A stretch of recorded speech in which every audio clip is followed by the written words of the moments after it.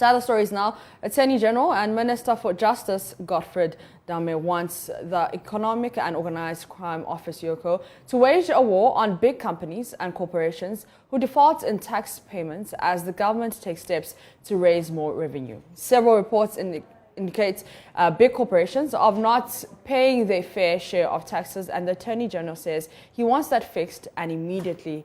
Speaking when he paid a working visit to EOCO, Godfred Dame tasked EOCO to ensure that such defaulting companies are prosecuted. Yes, the passage of the Companies at 992 has actually highlighted or emphasized the very important role of the Registrar General's outfit. And for me, the innovation it has brought imposes greater challenges on the outfit. It has led to the establishment of a new office of the Registrar of Companies. And that set up, as we all know, as a body corporate responsible for the registration of all businesses in the country, from sole proprietorships to companies limited by liability. And I look at the Office of Registrar Generals as is required to be established by law. And I think that it's very important that we speed up the operationalization of the office. Yes, in order to operationalize the office, the board, no doubt, is very fundamental. And I must indicate that I've taken the due steps to ensure that the board is fully inaugurated as soon as possible.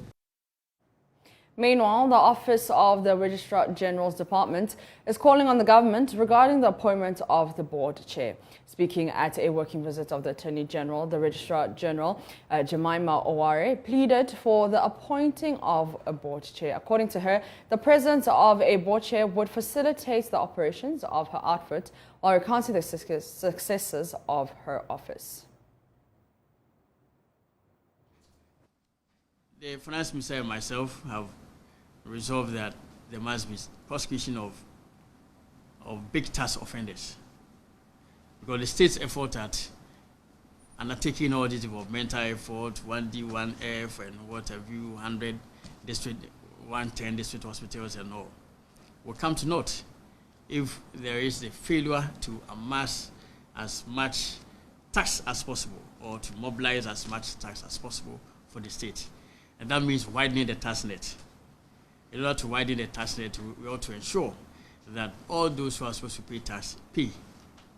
And indeed, there have been instances where many of the big companies and the petroleum producing companies, oil companies, the mining companies and all, grossly understate their revenue.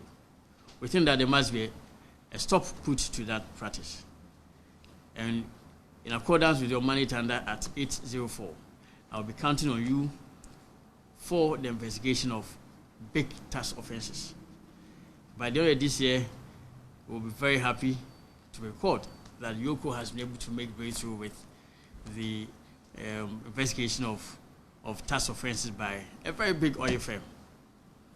In the next few weeks, together with the Ghana Revenue Authority, we will form some partnership to ensure that certain offenses by some oil companies will be investigated and hopefully prosecuted.